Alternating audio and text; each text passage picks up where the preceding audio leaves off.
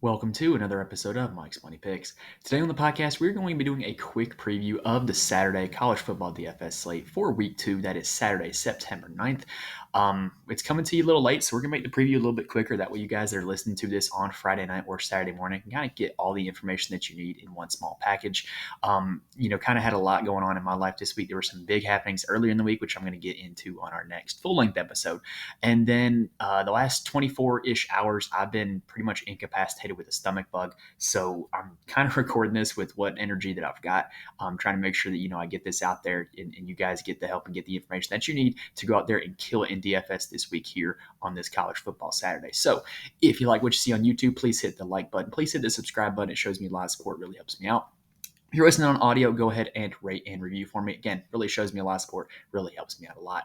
All right, so let's go ahead and dive into the slate. We're going to talk about the best games to target, and then we're going to talk about our favorite plays at each position. So let's go ahead and start off with what are, by and large, the two best games to target here on this Saturday. All right, so I do believe that there are two games that are, by and away, the two best games to target from a DFS standpoint here in this Saturday slate, and that is going to be the Nebraska at Colorado game. If you're looking at the totals, this one has a total of 58.5, and the point spread means it's an implied score of 31-28 Colorado, which both teams getting to 28 points. That's a pretty good one. That's a pretty big point total for both of these teams. The other one that I think is well worth targeting is the Mississippi at Tulane game. So that one has a total of 64.5, which is the highest on the slate by about 6 points, and it's got an implied score of about 36-29. The main reason why I want to mention these two games is because if you are not aware, college football has new clock rules where the clock does not stop after a first down anymore like it did pretty much every year up until this year. And so what ends up happening is you end up with less plays in a game because, the clock's running more than it used to. Now, what that also does is it means that up-tempo teams like Colorado, like Ole Miss and Tulane are going to get off more plays because they're going to be, operating in a faster tempo. Even if that clock's running, it's going to be running less in between plays for those teams. And so more plays is going to lead itself to more opportunities for fantasy points from a DFS perspective for us. So we want to play guys in these games where we've got teams operating in a fast tempo because they're going to get more plays, which means more opportunities for carries and yards and receptions and touchdowns. So those are the two games that I really want to target this week. Now, another piece of advice when looking at your plays for this week is be very careful with that average. Everybody on DraftKings and FanDuel can see the average for fantasy points per game that is taken from week 1. And guess what? If somebody has a high average, it's going to lead to high ownership because everybody's just going to click the guy that did well last week. And so just be aware that the higher, point total you see next to that guy's name, it's probably going to mean higher ownership here heading into this slate. And it's a one-game sample size. So that average could be very fluky. It could also be very sustainable. So knowing how to play the right plays with that high average is going to be essential this week. It's not unlike playing in DFS college football, guys with projected high ownership. Sometimes the chalk plays are good in DFS college football because they're chalk plays for a reason. All right, now let's go ahead and talk about the quarterback position. So this week, we had some interesting pricing on this slate. There are 10 starting quarterbacks on this slate that are above $8,000 on DraftKings. There's 2 Utah quarterbacks above $8,000 on DraftKings. So 11 total, but 10 are going to be starting. So let's go ahead and break it down. In my opinion, there's no one quarterback on this slate that separates themselves from the rest. There's not like a Bo Nix or a Drake May that is going to dominate in ownership as well. So what this does is with so many quarterbacks being priced above $8,000, it's going to be a game of can you get it right? And also, can you find the right value plays? Because if you're playing 2 quarterbacks above $8,000, you're going to have to really squeeze in some guys into your lineup elsewhere. So which quarterbacks are we interested in? Well, first, we got to talk about Cam Rising, who is doubtful for this game. And I'm not going to lie, the price tag, it would kind of steer me away anyway.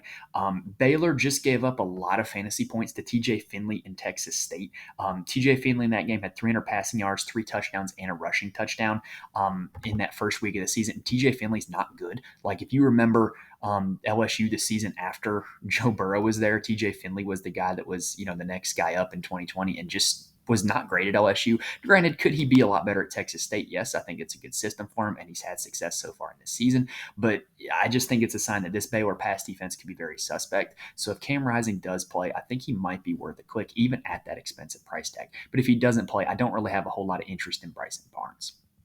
Jackson Dart is a guy that I am not intrigued in. While he is in one of our games to target, and he did have a heck of a performance last week, I think it was a little bit of a fluke against just an overmatched Mercer team. Jackson Dart only topped 300 yards twice all of last season, and Ole Miss is a team that at its core loves to run the football. They had the seventh highest rush rate of all non-triple option teams in the FBS last season. So, it's a team that loves to run the football, and in a game that projects to be pretty close, I see them running it. Also, Spencer Sanders is still there in Ole Miss, and so Jackson Dart's probably going to cede a few snaps to Spencer Sanders in this one as well. Speaking of Sanders, we got to talk about Shedeur Sanders. So Shedeur Sanders, I am in on. Now, this Colorado team surprised everybody and beat TCU last week, and I don't want to jump on the hype train. I don't think they're gonna all of a sudden be this 8 or 9 win team. I think it's more of a red flag for TCU than anything else. But I love what their offense does. They operate at no huddle, very fast tempo. They've got a lot of talent and they know how to get their playmakers the ball. So he's absolutely in play for me because he's going to have a lot of volume as a passer, and his team is implied more than 30 points. Is it an expensive price tag? Yes, it is. But am I willing to click him this week? Absolutely. Now, the next three are all just a pass for me. Brennan Armstrong, J.J. McCarthy, and Connor Weigman. I just don't think they really, have a whole lot of collective upside, especially Brennan Armstrong going up against that Notre Dame defense. If you don't have to play a quarterback going up a good defense, then don't. And so I'm probably just going to pass on those guys this week. Will Howard of Kansas State is a guy that I like a lot, though. So he can be played unstacked because a lot of his performances, he spreads the ball around to a lot of receivers. He also has a little bit of rushing upside as well. And it's a pretty safe matchup against Troy.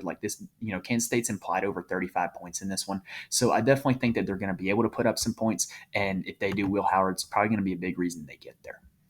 Michael Pratt of Tulane is another one of my favorite plays on the slate. The Tulane running backs really struggled last week against South Alabama. They combined for 24 carries and under 100 yards, which is pretty bad. Which, if the rushing game for Tulane is going to continue to be bad all season, that's going to open up more volume for Michael Pratt, both in the run game and in the passing game, because they're just going to be running the ball less. So I definitely think that that's a good sign for Michael Pratt. And I like the fact that he's going up against an Ole Miss team that is going to push the tempo, and this is going to be a high scoring game. So I think everything sets up well for Michael Pratt in this one. Sam Hartman is playing his first big game in a Notre Dame uniform. And what we've seen so far from him, he's been just solid. But you're not really seeing these huge games from Sam Hartman. So I think he'll have a solid performance. I think he's got a really high floor. I think he's a great play in cash games in DFS, but I think he does lack upside, to play him in GPPs and tournaments, because this is a team that loves to run the football. And I think if they're going to win this game, it's probably going to be by running the football. Now, in terms of value plays at the quarterback position, there are a few that I think are a little bit intriguing. Grant Wells of Virginia Tech is not a bad option. He's at an affordable price tag. He gives you some rushing upside as well. And Purdue is now an air raid team, so Purdue is looking to push the ball downfield and score some points. So I think he is an option for that reason. I think the actual Purdue quarterback, Texas transfer Hudson Card, is in play as well. Again, he's going to have a lot of volume throwing the ball because they're now an air raid team, and so that could just lead to more fantasy points right there. The other value quarterback that I do like is the other quarterback in the Nebraska-Colorado game, Georgia Tech transfer Jeff Sims. Sims was not great as a passer against Minnesota, only completing 11 of his 19 attempts and throwing 3 interceptions. But what we like about Jeff Sims from a DFS perspective is the rushing upside. He had 19 attempts for 91 yards in that game against Minnesota, and if he's going to run for 91 yards against Colorado, I got to figure that it's going to come with a score as well, and I got to hope that he's going to have more success passing through the air against this Colorado defense. So Jeff Sims is absolutely in play for me as a value quarterback here on this slate. All right, let's go ahead and switch gears just a little bit. Let's go ahead and talk about the running back position. So at running back, we've got a few guys at the top of the board that I think are very safe, solid plays. Blake Corum, I would say, got a little bit unlucky with touchdowns last week for the fact that he only scored one. Michigan scored, 30 points in that game, and Blake Corum only got 1 touchdown. I think that's kind of unlucky. So I think he could be due for a little bit of positive touchdown regression. I think if you were to play him, you would need 2 to 3 touchdowns for him to reach, peak upside. But I do think he is in play. Quinshon Judkins is a guy that I really like. I think he's the most likely guy to win the slate at the running back position. We talked about how this Ole Miss team loves to run the football. Well, last week he only got 13 carries, and he still put up 21 fantasy points. So I'm looking at probably 20 to 25 carries in this game for Quinshon Judkins, and if he gets that, I definitely see him going over 25 to 30 fantasy points. Ray Davis of Kentucky has an FCS matchup. not opposed to going with him for that reason. All he needs is one long run, which he has the capability of doing, and he'll be able to pay off his price tag. Audric Estime is another guy I don't mind going to. High salary, yes, but he is the bell cow back for Notre Dame right now, and this Notre Dame team loves to run the football. So I definitely am in on Audric Estime for that reason. Dylan Edwards of Colorado is going to be a fade for me. I think he got a little bit lucky with touchdowns last week, especially from a receiving standpoint, like breaking one long touchdown through the air definitely really helps his final stat line. The fact that he only ran the ball 6 times and he's now being priced over $6,000, I'm just willing to let the price tag cool off. Like, I think he's going to have another big game before the season's end, but I'm probably going to bank on it happening in a Pac-12 game against probably a more suspect defense, and not when he's $6,500 on DraftKings. So Dylan Edwards is one of my biggest fades for this Saturday slate. Devin Mockabee, I do think, is an intriguing play. We mentioned that Purdue is an air raid team. Well, they still gave him 16 carries last week, and I don't think that them being an air raid team is necessarily bad for Mockabee. Last year, he did shine as a receiver, and this year he can, continue to rack up catches. Last week, he had 3 receptions for 16 yards. So I think the script of this game, with it being high scoring and up and down between Purdue and Virginia Tech, might help Mockabee out a little bit, and that might allow him to achieve value for his price tag. One situation that I'm avoiding is the Kansas State running backs. They're a full-blown committee right now with Trayshawn Ward and DJ Giddens, but I think Ward is priced higher up because he scored the 2 touchdowns, whereas Giddens was actually more effective as a runner last week. So I'm willing to kind of wait and see on these two and see who breaks themselves from the pack before I roster them, especially when they're both over $5,800. Now, if you're looking for a volume-based play, in that same game, Kamani Vidal of Troy is going to see a ton of volume. He had 25 carries last week, and I think that's going to kind of continue. That's what this Troy team does. But I just really, I don't know. I think he's not going to have the same effectiveness against Kansas State that he did last week. He's not going to average 10 yards a carry. But if you're looking for a guy who's guaranteed 20 touches, Kamani Vidal would be your guy. Now, speaking of guys who would be guaranteed 20 touches, DraftKings done royally messed up here on this one, and that is with Rasheen Ali of Marshall. So Marshall's a team that loves to run the football, and their lead back from last year graduated. Rasheen Ali was the backup, and he had games where he looked really good last year. Well, guess what? He looked really good last week. He had 18 carries for 137 yards and 2 touchdowns. He's a workhorse running back. And for whatever reason, he's priced at $4,800 on DraftKings. I think they meant to type in $8,400 and they switched the 8 and the 4. He is the chalk play of the day. Everybody's going to play him, and I'm going to be one of those people playing him. I think it's so obvious, and he's at such a low price point that he gives you a lot of flexibility with the rest of your lineup if you play him. I don't care how highly owned he's going to be. Fade at your own risk when it comes to Rasheen Ali. Now, if you're looking for deep running back values, the 2 JMU backs, Kaleon Black and Latrell Palmer, I sure hope I'm saying both those correctly, are intriguing. Black had slightly more carries in week 1 and was a little bit more efficient. So I don't really know which one of these guys is going to break out, but Virginia didn't exactly look like a good run defense last week against Tennessee, and they're both at very cheap price tag. I think you could definitely make a little gamble on one of those 2 guys. Now, one offense who we have no idea if they are any good or not is ECU, because last week they went up against Michigan and, quite frankly, Michigan just overwhelmed them. But Rajay Harris was kind of the best back for them last week against Michigan. And I definitely think in a game against Marshall where it's more even competition, that the running backs for ECU should be able to have a little more success than they did against Michigan. All right, that does it for the running backs. So let's go ahead and switch it on over and talk about some wide receivers. So at the wide receiver position, it starts off with 2 Ole Miss guys, Zachary Franklin and Trey Harris. Look, I'm going to be very straight up with this part. If Zachary Franklin plays, none of them are in play for me, because I think you're going to see a big split in targets from Franklin and Harris is just not going to have the same upside that he did last week if Zachary Franklin is lining up alongside of him. If Franklin does not play, then I think Trey Harris becomes a very intriguing play. Is he going to score 46 fantasy points again? Probably not, but he saw a lot of volume and he was able to find the end zone, and I definitely think he's in play for the same amount of targets, the same amount of target share if Zachary Franklin is not playing. If you're looking for a little bit of value from this Ole Miss receiving room, Jordan Watkins is not a bad play in my opinion, only if Franklin is out. And then Michael Trigg is a little bit intriguing to me as a tight end with Caden Prescorn being out. Michael Trigg's a pretty talented player, and I think he is got a bright future, and this could be a game where he really shows it. And then Dayton Wade was a guy who was on the field a whole lot last week, but didn't really do a whole lot in the passing game with all those snaps. I think he's got a little bit of upside at a very low price tag, and I wouldn't be opposed to playing Dayton Wade if I'm trying to get some of this Ole Miss Tulane game. Now, on the Tulane side of things, I think they're very easy to read. Jaquan Jackson is a big play receiver who is more volatile, but probably has more upside out of anybody in this Tulane receiving core. The guy that I like, though, is Lawrence Keys. He led the team in targets in week one, and in my opinion, he has the best profile to continue sustaining what he did in week one. He was a contributor for them last year. He's going to continue being a big contributor for them this year. And then if you're looking for a value play, you've got Chris Brazil. I think he's a bit of a misprice. He was on the field a lot in week one, and he did have some success in week one with 4 catches for 53 yards and a touchdown. And I definitely think when it comes to value plays, you could do much worse than playing the value plays from this Mississippi Tulane game. That's probably going to be the highest scoring game on the slate. Now, the Colorado receivers are also very interesting to me.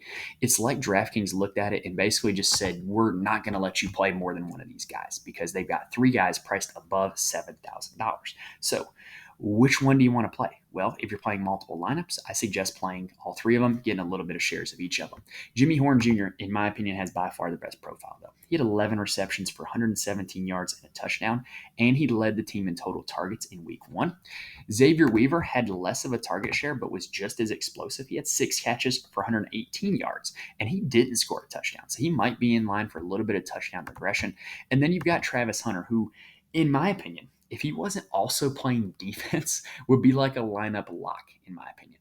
Last week, he had 11 catches for 119 yards, and he looked really good doing it, but I don't know how sustainable it is for him to continue to play 120 snaps per game, considering pretty much no one in the modern era of FBS football has done it. So I'm going to kind of wait and see on Travis Hunter if it is sustainable that they're going to play him that much at receiver, because they really need him at corner. Like, that defense is not good when he's not in. So I would tend to think that they lessen his snaps at receiver as the season goes on, but we'll see how it goes. Now, after that, these 3 were really the main pieces in the passing game for Colorado, along with the running backs that they threw to. So the receiving core is I don't know, they didn't have a whole lot of action other than that. Michael Harrison might be worth a shot. He was on the field the most out of all the other guys, but I really, with this Colorado receiving core, would really only play one of the top 3 this week. Now, in the same game, Nebraska is intriguing because we talked about how this game's going to be a shootout. Well, if it turns into a shootout, the Nebraska guys got to score too. So Alex Bullock, I think, is an intriguing play. He profiles as the team's number 1 wide receiver, and he could have even more targets with Isaiah Garcia Castaneda out for the season.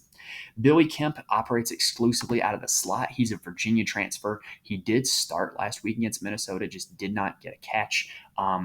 I kind of think he's got a little bit of, he's going to come in low owned because there's that goose egg next to his name. And I kind of think he's got a little bit of upside because, Travis Hunter does not guard the slot. Travis Hunter guards out wide. So if you want to get a guy who's going up against one of Colorado's weaker corners, Billy Kemp would be your guy. Now, let's look at the rest of the board in general now that we've talked about our big 4 teams. Evan Stewart of Texas A&M is very expensive, and that receiver room is very volatile. You never know who's going to break out on a week-to-week basis.